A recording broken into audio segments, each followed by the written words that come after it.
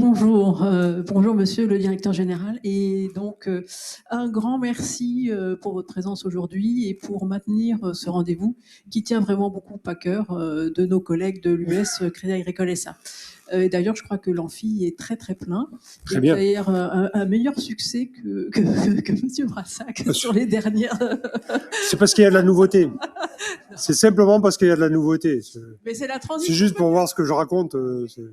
Voilà, non, mais voilà, on en parlait avec Julie. C'est vrai qu'il y avait des comment dire, des stats un peu différentes, mais c'est un sujet plus technique sur l'événementiel. Donc c'est un rendez-vous régulier très important pour nous tous ici et qui nous permet de vous rencontrer. Vous en tant que directeur général de l'US CASA, mais vous êtes aussi, et donc on vous partage beaucoup avec l'ensemble du groupe Crédit Agricole SA. Aujourd'hui, ce rendez-vous est particulièrement important au moment du lancement du nouveau PMT Acte 2028. Pour la CFDT, ce rendez-vous est aussi devenu l'occasion d'une prise de parole attendue par nos collègues. Cette année, dès l'inscription lancée pour la session à laquelle nous sommes ce midi, des sollicitations et des demandes nous sont parvenues. C'est donc au nom de tous les collègues que je tiens ce micro pour exprimer leur perception de plusieurs sujets qui font l'actualité sociale du moment.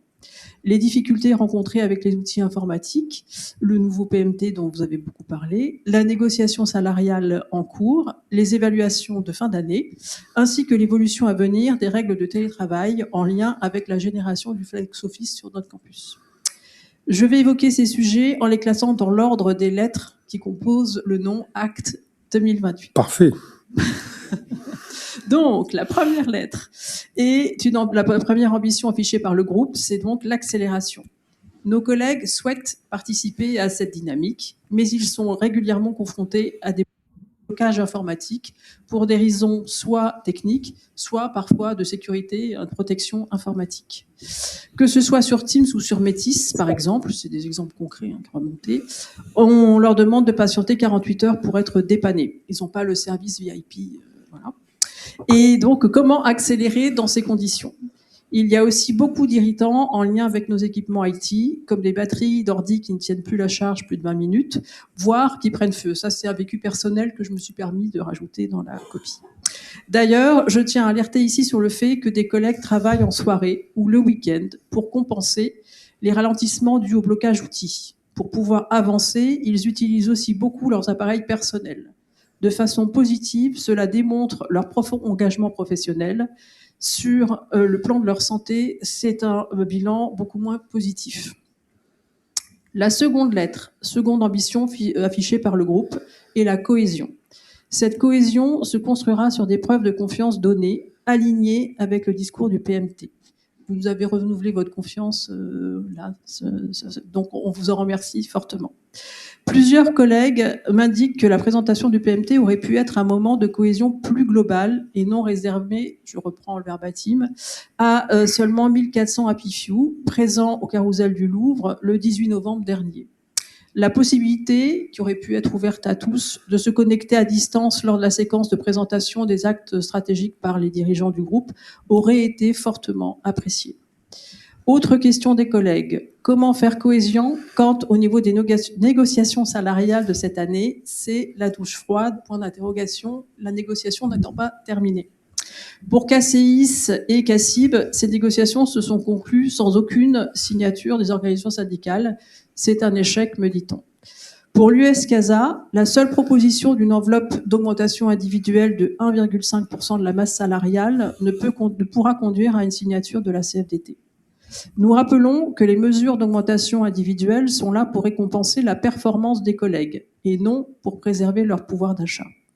Nos salaires réels sont encore grignotés par l'inflation, même si elle a baissé, et avec un coût de la vie particulièrement élevé en Île-de-France.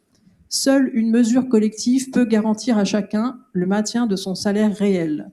C'est d'ailleurs en ce sens que la CFDT a proposé une augmentation collective de 500 € à l'ouverture de la négociation.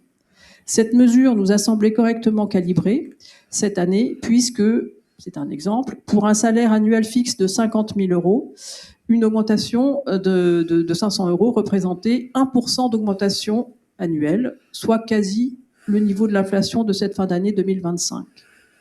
Pour l'US CASA, l'année dernière, l'enveloppe de 2,2% d'augmentation individuelle avait permis à environ 45% de nos collègues d'être concernés par les mesures. Cette année, avec une enveloppe de 1,5%, seuls 33% d'entre eux environ seront bénéficiaires d'une augmentation. Nous serons donc 67% à constater l'an prochain un salaire réel en retrait, donc une perte de pouvoir d'achat. La décision d'une sélectivité plus stricte en termes d'augmentation individuelle ne peut s'entendre que si elle est accompagnée de mesures collectives préservant le pouvoir d'achat de tous. Des collègues m'indiquent qu'ils seront attentifs à ce que la même rigueur salariale s'applique aux dirigeants du groupe. Les données publiques seront scrutées de près lors de la prochaine Assemblée générale des actionnaires de mai 2026. L'évolution du dividende versé sera aussi regardée dans une optique de partage de la valeur équitable. Autre sujet de cohésion, les évaluations de fin d'année. Nos collègues ne comprennent pas le brusque changement de grille d'évaluation qui s'est produit le 2 décembre dernier, alors que la campagne avait déjà débuté mi-novembre, avec des règles fixées depuis plusieurs années déjà. La CFDT tient à rappeler que la grille reprise cette année avait été abandonnée en 2021, suite aux nombreuses incohérences et incompréhensions qu'elle avait générées jusqu'en 2020. En cette fin d'année, la CFDT demande l'ouverture dès le T1 2026 d'une discussion sur ce sujet afin de définir de façon paritaire des règles d'évaluation claires, structurées et comprises par tous pour que ce soit appliqué fin 2026. À cette fin, la CFDT a déjà formulé une première proposition qui, nous espérons, vous a été transmise. Sur le télétravail, les accords en vigueur seront maintenus et la quotité de 84 jours de télétravail par an sera préservée et c'est très positif. Voilà, ça c'est quelque chose que nous tenons à souligner, c'est important. En revanche, de nouveaux principes vont être annoncés aux collègues à partir de janvier prochain. La CFDT suivra avec attention l'impact de ces nouvelles règles sur le quotidien de nos collègues. La CFDT demande d'ores et déjà un délai de prévenance raisonnable afin que nos collègues qui anticipent chaque année l'articulation de leurs contraintes professionnelles et personnelles sur la période de septembre à juin puissent avoir le temps d'adapter leur organisation et ne se retrouvent pas en détresse car incapables d'assumer en responsabilité leurs engagements familiaux, de proches aidants, de responsables associatifs ou tout autres engagements sociétaux essentiels. Sur la dernière lettre T de transformation, nos collègues ont bien compris qu'au-delà de la technologie, ce seront eux qui porteront la transformation du groupe. Pour porter cette transformation, il faudra être dans une dynamique de confiance forte, plutôt que dans la voie d'un délitement de la confiance qui intervient lorsque le discours managérial ne correspond pas à la vie réelle et quotidienne de nos collègues. Or, comme le dit très justement notre nouvelle DRH Group, Anne-Catherine Ropers, la confiance ne se décrète pas. Pour exister, il lui faut des preuves pratiquement quotidiennes. Les preuves de confiance attendues aujourd'hui par nos collègues sont des mesures salariales en lien avec la réalité économique à laquelle ils sont confrontés. Des enveloppes d'augmentation individuelle reconnaissant leur performance à bonne hauteur et non pas dogmatiquement, en posant le postulat que seuls 33% d'entre eux performent chaque année.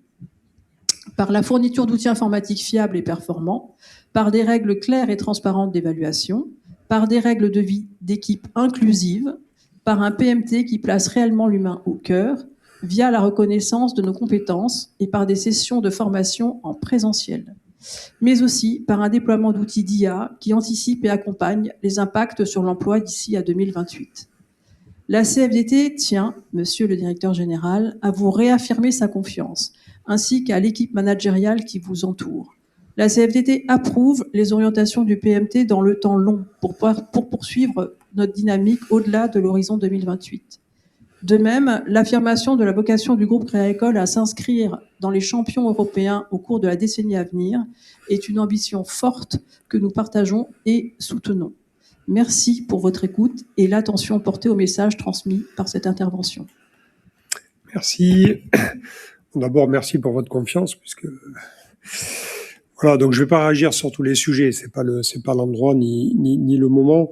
Donc je suis sensible sur les dimensions IT, il faut qu'on règle ça. Vous n'êtes pas la seule à nous dire ça. Donc on a ça parce qu'effectivement C'est ce que je disais un peu tout à l'heure. On n'arrête pas de mettre et on règle pas des problèmes simples. Il faut absolument qu'on les règle.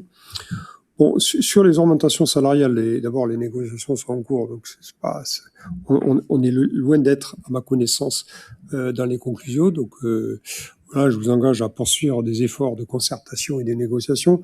Juste un point quand même pour le coup, il faut pas négliger le fait que depuis 2 ans, on a injecté énormément de pouvoir d'achat. Les évolutions de rémunération étaient très au-dessus de l'inflation. Donc, reconnaissez au moins ça. Et on peut pas juste balayer ça de la main en disant, bon, c'est pas, si, c'est une réalité juste. On a beaucoup aussi vrai pour pousser. Non, mais d'accord. Mais vous êtes d'accord avec moi qu'on n'est pas obligé de dire oui. Et puis, de toute façon, ouais, les postures syndicales, les partenaires qui disent qu'il n'y en a jamais assez et les patrons qui disent qu'il y en a trop. Donc, faut trouver des chemins. Non, mais c'est normal, c'est la vie. Voilà. Donc, je vous encourage à poursuivre dans la sérénité les négociations, voilà, qui, j'espère, trouveront un accord, mais c'est à vous de voir avec Anne-Catherine. Juste un point pour finir sur le télétravail, parce que c'est un sujet évidemment important qui touche le quotidien de chaque collaborateur. Bon, là encore une fois, c'est pas conclusif. Je sais que vous allez y travailler ensemble, etc. Bon, d'abord, j'ai pris un engagement de laisser les 2 jours de télétravail. Ce qui est dans l'ambiance actuelle, je le dis juste by the way, il y a beaucoup d'entreprises qui vont revenir là-dessus, beaucoup, pas juste 1 ou 2 symboliques qui ont fait beaucoup de communication. C'est une vague extrêmement forte. Moi, je suis pas contre, mais il faut qu'on trouve des règles qui permettent de préserver le collectif. Parce que sinon, on va se retrouver dans des entreprises qui ne favorisent pas le collectif et l'échange. Et vous l'avez vu d'ailleurs dans la partie du PMT de transformation, je pense que c'est l'intelligence des uns et des autres qui s'associent et qui se partagent qui fait la différence. Donc on ne peut pas d'un côté dire l'IA, on n'en veut pas, entre guillemets, parce que c'est l'humain qui est important, et en même temps dire ouais mais l'humain, on s'en fout, il reste à la maison et il n'y a pas d'échange. Je le dis parce qu'il faut qu'on soit cohérent. Et donc il faut qu'on trouve les règles et les usages concrets où on ait des moments très importants de collectif ensemble. C'est hyper important. Sinon, on va se déshumaniser et un jour, vous aurez des patrons qui vous diront bon, bah, tout ça, on va le faire avec l'IA. Ça n'a pas tellement de valeur d'avoir chacun. Donc, c'est extrêmement important, y compris pour un futur long terme. Donc, il faut qu'on trouve ces règles. Et je pense qu'elles sont extrêmement importantes si on veut préserver les 2 jours de télétravail par semaine, enfin en moyenne les 84 jours, bref, ça fait 2 jours par semaine. Voilà ce que je voulais dire, j'en dirai pas plus. Donc je veux qu'encourager à la concertation et aux échanges entre nous pour trouver des accords. Merci. Est-ce qu'il y a d'autres